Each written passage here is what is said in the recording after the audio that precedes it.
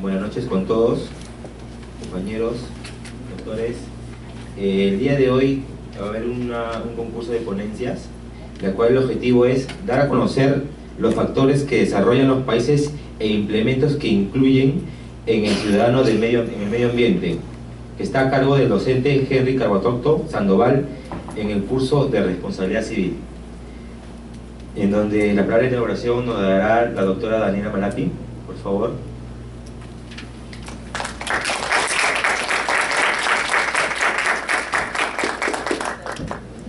Gracias. Muy buenas noches con todos. Bueno, en esta oportunidad me felicito en nombre de la facultad por contar nuevamente, ha sido consecutivo la iniciativa del doctor Henry Carbotocto de realizar este concurso de ponencias en el marco de las actividades curriculares del curso de Responsabilidad Civil. Y bueno, me parece de ver a muchos alumnos que pasaron también por la Cátedra de Derechos Humanos, así que vamos a ver ahora cómo exponen. No quiero extenderme mucho, simplemente felicitar la iniciativa del doctor Henry y saludar la presencia de exalumnas destacadas de esta casa de estudios de nuestra facultad, como son la doctora Mariela Pusch, Lilian Delgadillo y Daniela Villena, ¿no?, que ahora están brillando en el mundo del litigio en temas socioambientales, ¿no?, acompañando al doctor Henry también. Así que tienen una gran referencia aquí de las doctoras, y bueno, animarlos a que esta actividad sea una de las primeras en lo que le queda de la carrera, para seguir desarrollando, como siempre repito, las competencias cognitivas, actitudinales, que coadyuvan este tipo de experiencias en ustedes. Los exhorto a seguir estudiando, a seguir profundizando tal vez en las ponencias que han podido desarrollar. Quien quita y salga un artículo de investigación que pueda luego ser publicado en la revista de la facultad, así que no pierdan el entusiasmo. Y bueno, doy por inaugurado en nombre del señor decano este segundo concurso de ponencias sobre responsabilidad civil. Muchas gracias.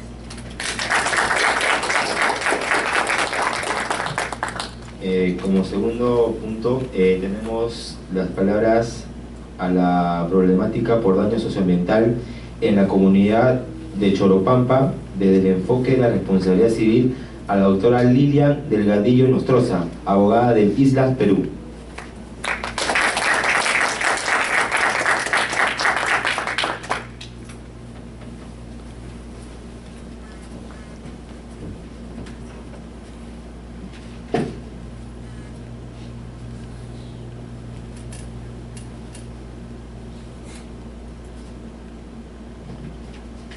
Gracias por la presentación. Bueno, en esta oportunidad estoy aquí para hablarles de un caso trascendental en la historia del Perú. Se trata del caso de contaminación por derrame de mercurio en la provincia de Choropampa. Hablar de este caso, la verdad, indigna y llena de ira por el desenlace final que pudimos obtener en el Poder Judicial, en la justicia peruana de nuestro país.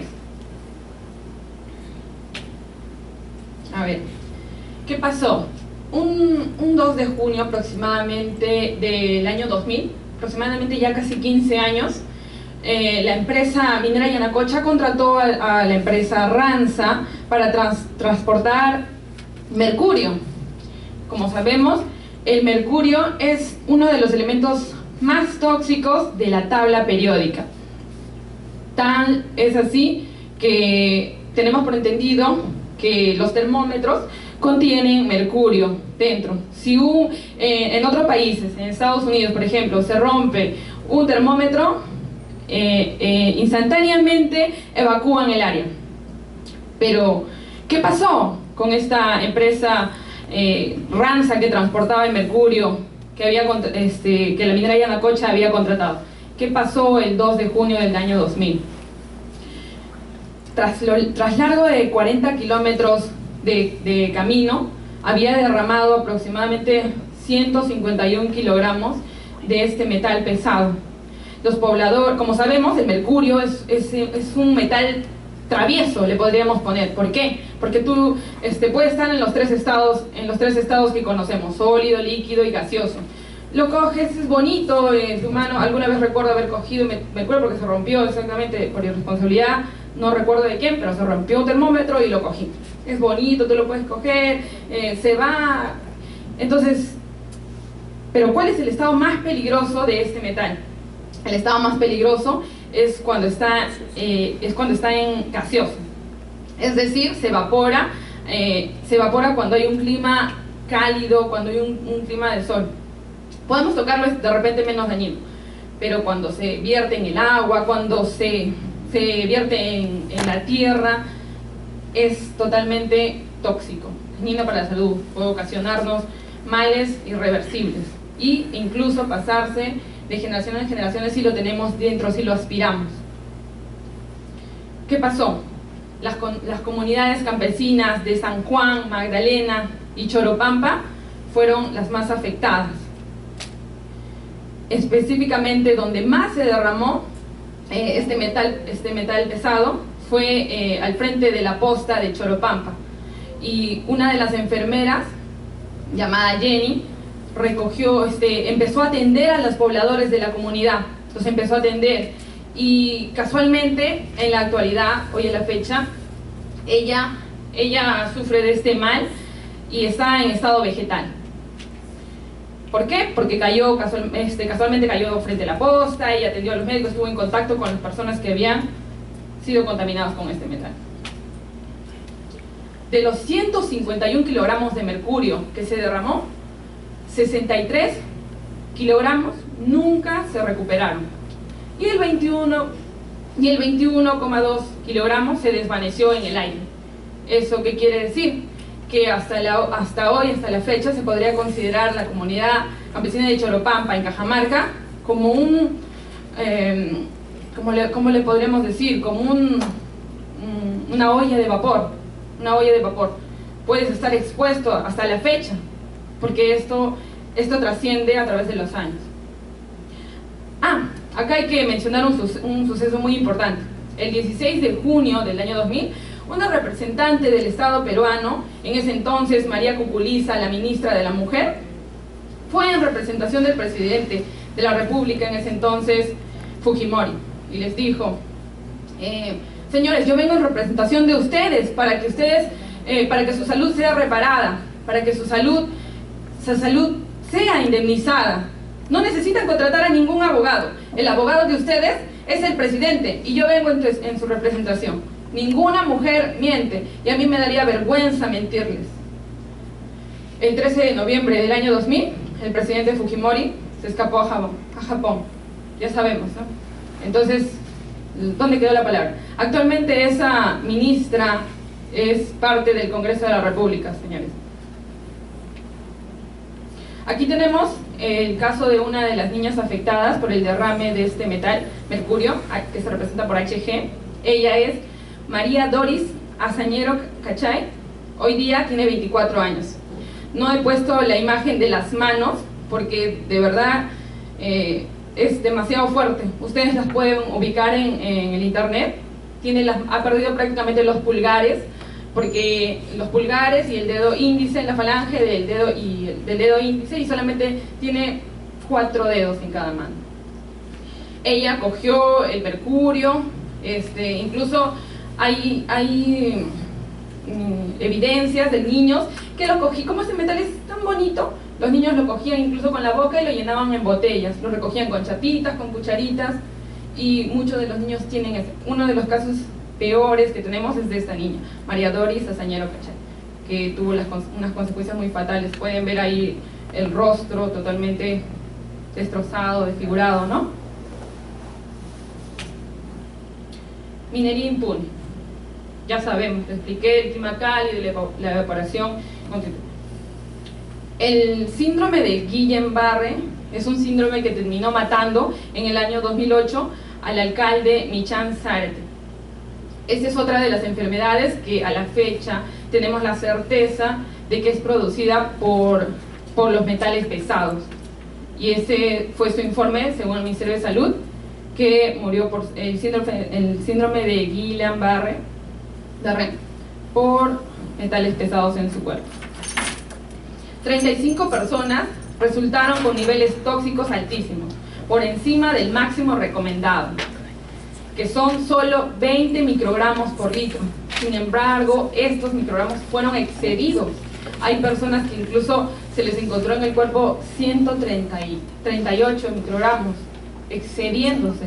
E incluso, si mal no recuerdo, he visto por ahí 145 microgramos de litro, por litro en su cuerpo.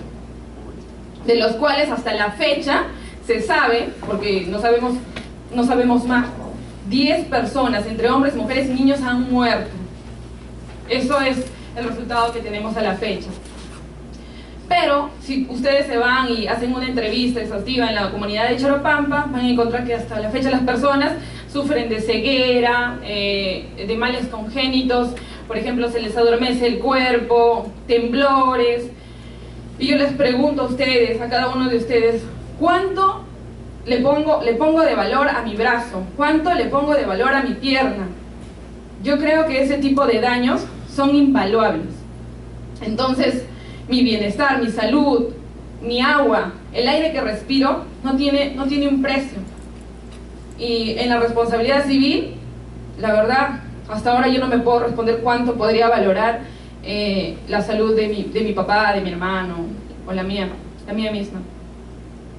Quedó demostrado, a pesar de que quedó demostrado que hubo una minería irresponsable,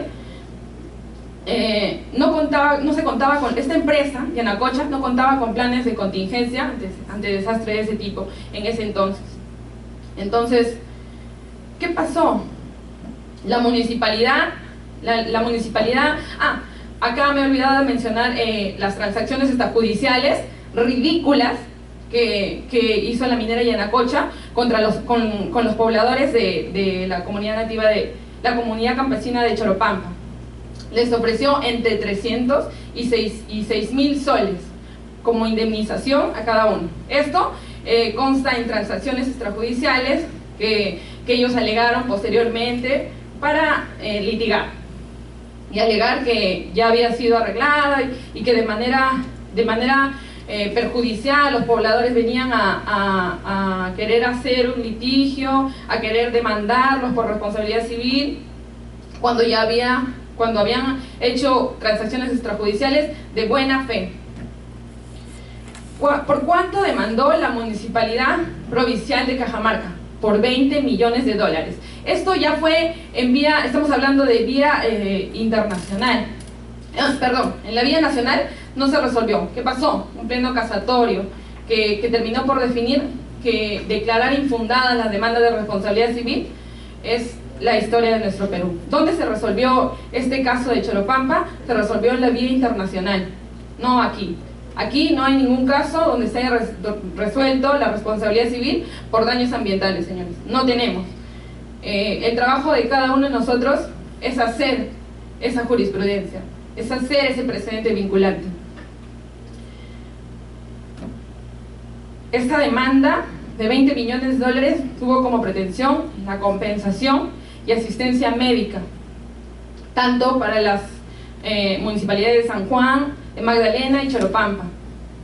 Sin embargo, déjenme decirles que en arbitraje no se logró estos 20 millones de dólares. Los abogados contratados, internacionales y de aquí de Lima, reconocidos estudios, no, por arbitraje solamente llegaron a la suma de 3 millones de dólares, alegando de que no se podía resolver porque ya habían transado judicialmente, iba a ser un poco imposible, de que llegaran a un acuerdo, de que las autoridades internacionales resolvieran a nuestro favor. Por lo tanto, en el arbitraje llegamos a 3 millones de dólares.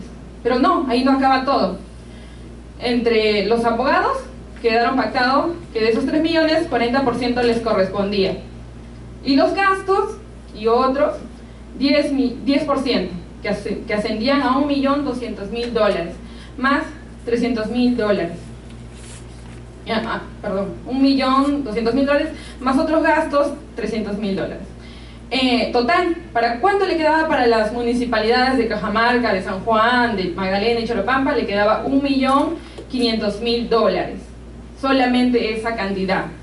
¿Y qué pasa con los pobladores? Esa es la pregunta, pues. ¿Cómo se hace la repartición? Ya saben cómo funciona la política en nuestro país, ¿no? Solamente les tocó pequeñas partes en soles, lo cual quedó impune. Esa es la historia de responsabilidad civil en nuestro país. Esa es la historia que no debemos repetir, y yo sé que cada uno de ustedes van a exponer hoy los elementos de la responsabilidad civil, los requisitos de la responsabilidad civil, y es importante aplicarlo para este caso y que no quede impune. Actualmente vamos a escuchar un caso muy importante que con la doctora Daniela estamos revisando, que es la comunidad campesina de Espinar. Ahí ella les va a contar qué es lo que está pasando en esta comunidad campesina, y sería importante que logremos una indemnización, logremos una reparación a fin de que formemos un presente vinculante en la historia de aquí, del Perú. Aquí les dejo imágenes verdaderamente devastadoras de niñas. Por ejemplo, esa niña que tiene los puntitos en el pecho, ella es Damaris. Esta foto es del año 2004. Tiene, como ven, marcas, a pesar de que ha pasado 4 años, porque esto fue en el 2000, miren cómo le salen marca a los hijos de las personas. Estos son casos. Ahí hay un niño, esta foto es del archivo del 3 de junio de 2000, al día siguiente, donde los niños, esta es una mano de un niño que está recogiendo mercurio. Y los otros son casos de personas también enfermas, y ahí vemos al alcalde de ese entonces, Lot Saavedra, llorando, pidiendo justicia por su población, pidiendo una indemnización justa. Muchas gracias por todo.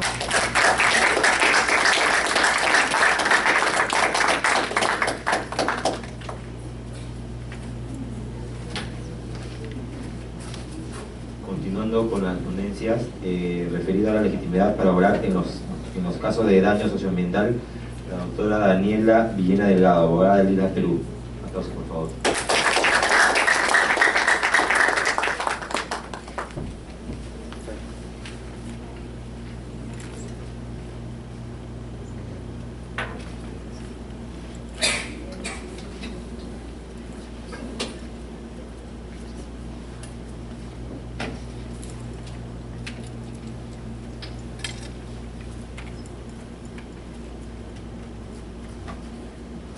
Buenas noches con todos. El caso que voy a exponer es el tema de la problemática de Espinar. Valga la redundancia, la problemática socioambiental de la población de Espinar desde el enfoque de la responsabilidad civil. Pues bien, la problemática de Espinar se dio hace aproximadamente 4 años, en el 2010, con el derrame de distintos factores o sustancias contaminantes como cadmio, mercurio y etcétera, que han estado contaminando a la población durante esos 5 años. ¿Desde cuándo se hace relevancia esta problemática? A partir del 2013. Sin embargo, el gobierno, por los reclamos que se ha estado, o la población ha estado haciendo, recién está tomando cartas en el asunto este año. Bueno, en esta problemática de Espinar existen 3 factores: la actividad minera, el Estado y la población de Espinar.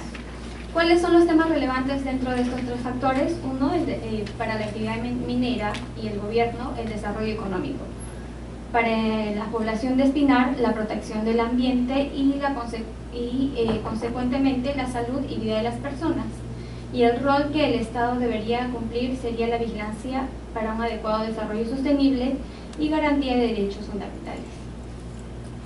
El análisis de la problemática de Espinar. Pues bien, este año hemos tenido un resultado médico efectuado por CENCOPAS, el Centro Nacional de Salud Ocupacional y Protección del Ambiente para la Salud, en el cual nos menciona un resultado médico ya final, que un grupo de personas integradas por 63 que habitan en el distrito de Espinar están siendo afectados por altos niveles de metales pesados como arsénico y creatinina, sobrepasando los límites máximos permisibles. Este problema presumiblemente se originó por la mala práctica de la actividad minera. tenemos como presuntos responsables a la empresa minera o la actividad minera, quien respondería por los daños generados por ejercer alguna actividad riesgosa, que sería un factor de atribución para el tema de responsabilidad civil extracontractual. Y el Estado, por omitir cumplir con su rol supervisor y fiscalizador, por lo tanto, el factor de atribución que le correspondería bajo la responsabilidad civil extracontractual sería la garantía. Pues bien, este tema de clasificación de factor de atribuciones lo encontramos en el Código Civil, en nuestro artículo 1970, en el que señala que aquel que mediante un bien riesgoso o peligroso o por el ejercicio de una actividad riesgosa o peligrosa causa un daño a otro, está obligado a repararlo. Pues bien, hago esta definición y clasificación de los presuntos responsables porque la población, en su mayoría, por no decir todos, indican de manera precisa que quien es el contaminante principal es la empresa minera. Por lo tanto, es quien debería asumir las responsabilidades del caso. Pues bien, la conducta ilícita por parte de la empresa minera, como ya se mencionó anteriormente, es pues que ésta había incurrido en una conducta ilícita al no respetar los límites máximos permisibles para metales pesados. Y por parte del Estado, supervisar, fiscalizar y garantizar la protección del ambiente y la salud de las personas. Asimismo, tenemos como conducta ilícita deviene la omisión de funciones de supervisión, fiscalización y sanción ambiental, así como presunto ocultamiento de información ambiental y no tomar medidas adecuadas, oportunas para restaurar la salud de las víctimas. Pues bien, esta problemática, como ya mencioné, se origina a partir del 2013, por lo tanto, y se da conocimiento gracias a las protestas. Entonces, el Estado en el 2013 ya tenía conocimiento que la salud de las personas ya no se encontraban de manera, no estaban saludables, ¿no? Entonces, esperar 2 años para recién hacer alguna o actuar no me parece lo más oportuno. El nexo causal o relación causa y efecto. Pues bien, la empresa, de probarse que la empresa minera omitió implementar medidas de prevención para evitar sobrepasar los límites máximos permisibles para metales pesados, y el Estado, de probarse que el Estado no supervisó, fiscalizó o sancionó ni adoptó medidas de atención médica para evitar los daños a la salud de las víctimas contaminadas, de probarse estas dos causalidades, ambos serían responsables de manera solidaria. Pues bien, ¿qué daños estaría ocasionando en la provincia de Espinar y específicamente en el distrito que lleva el mismo nombre? Sería el daño a la salud y el daño al ambiente. Este caso de Espinar es un caso similar al caso de Choropampa, ¿no? Porque los daños a la salud son similares, son ronchas en la piel, tumoraciones o problemas respiratorios en la población. Y el daño al ambiente, tenemos el derrame de estas sustancias tóxicas en el agua, la cual es consumida por la población. Asimismo, la muerte de sus animales. Esta agua que está siendo contaminada sirve de riego, por lo tanto los productos que Espinar pueda producir también están contaminados. Y bueno, los ríos, ¿no? Los cauzales, los ríos, etcétera. Hace un par de años la provincia de Espinar fue declarada en emergencia justamente por esa problemática. Sin embargo, el Estado todavía no ha tomado cartas en el asunto para solucionarlo. Aspectos procesales.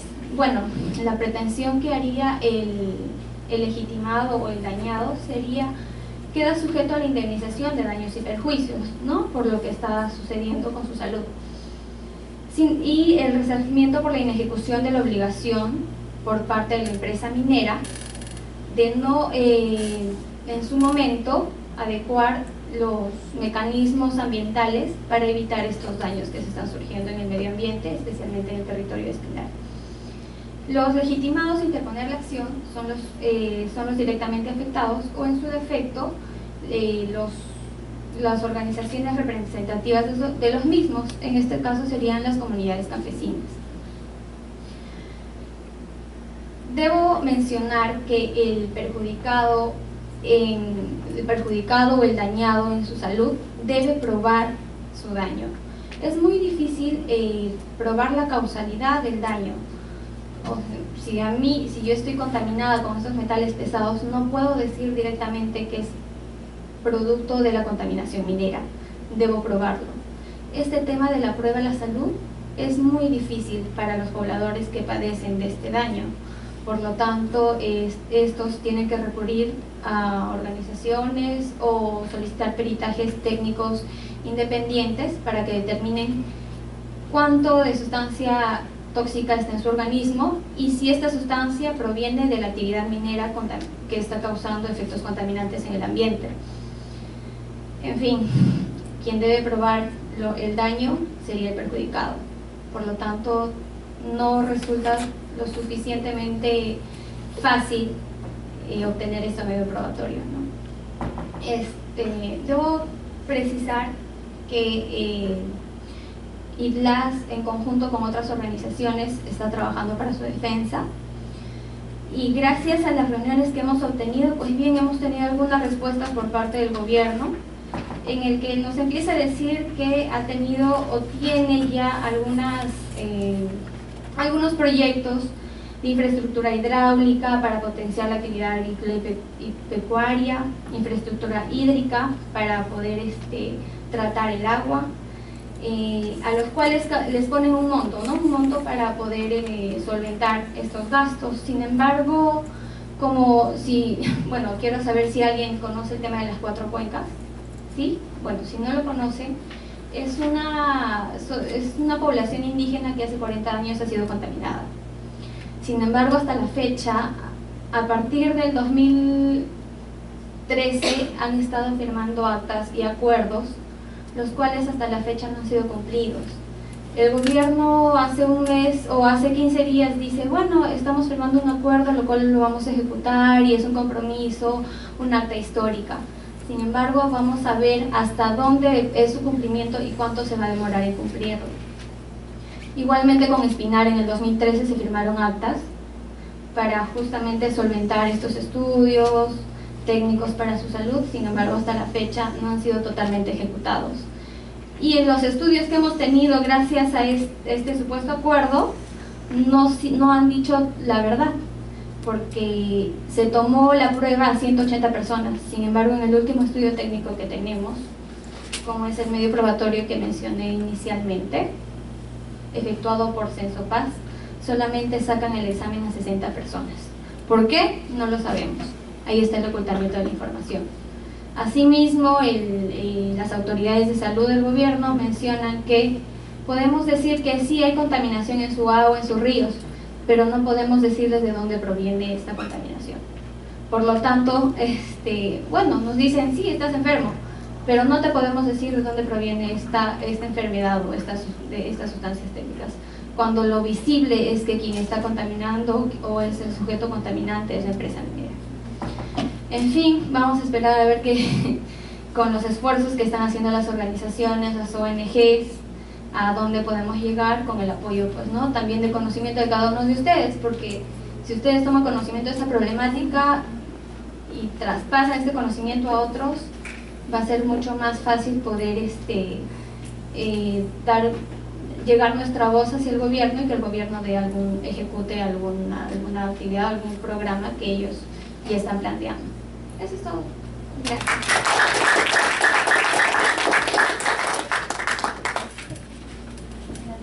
Bueno, con el siguiente punto comenzamos con el concurso de ponencias a cargo de los alumnos del 9º ciclo, y comenzando con la primera exponente, que es la señorita Hernández Mávila Ross, con el tema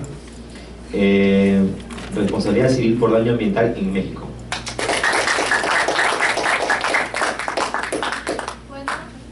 Buenas noches, miembro del jurado, público presente. Mi nombre, como ya le dije a mi compañero, es Rose Hernández. Soy alumna del 9º ciclo de la carrera de Derecho y Ciencias Políticas, y a continuación voy a exponer o voy a tratar el tema de responsabilidad civil por daño ambiental en el país de México.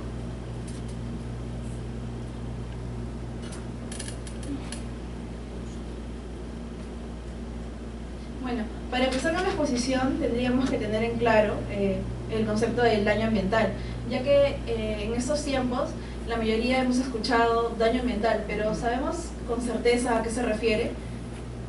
Bueno, el daño ambiental lo he definido o he encontrado su definición según algunas doctrinas, que es toda acción, omisión o conducta de algún tipo de sujeto, tanto físico como jurídico, que cause menoscabo o la pérdida del valor de los elementos del ambiente, rompiendo con ello el propio equilibrio natural de las cosas.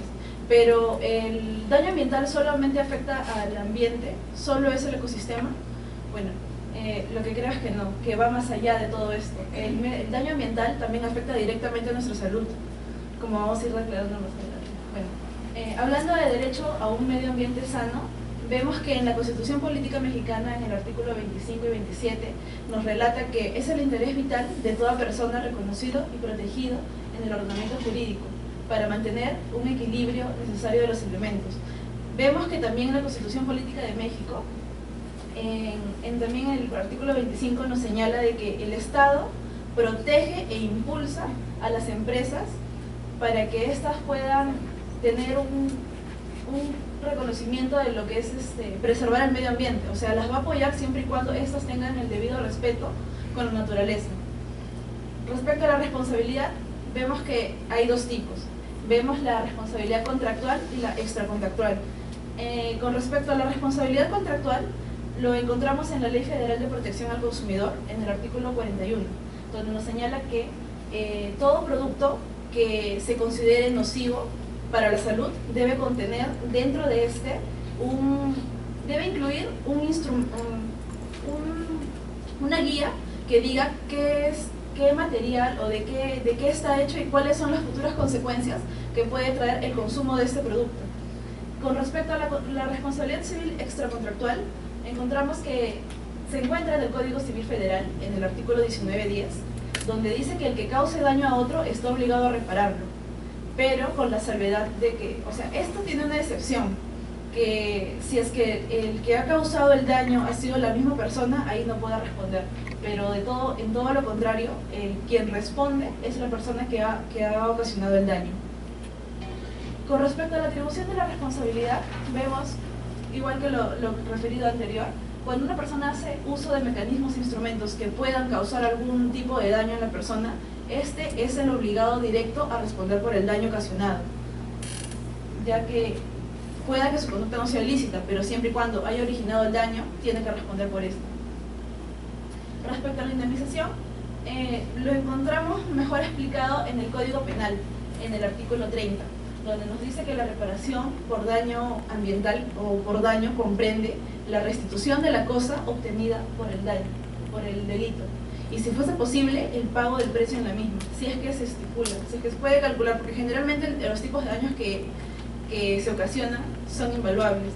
El segundo punto es la indemnización del daño material y moral causado, porque el causante tiene que cubrir con los gastos que originen, todos los gastos que se originen del daño moral, material y todo tipo de esto. ¿Ustedes creen que puede existir algún tipo de prescripción con respecto al daño ambiental? Bueno, la regla genérica que estipula en el artículo 1956 del Código Civil dice que para que pueda operar la prescripción tiene que pasar 10 años. Es igual que en nuestro país, solo de que cuando se habla de derechos ambientales no cabe la palabra prescripción, ya que es un derecho generacional.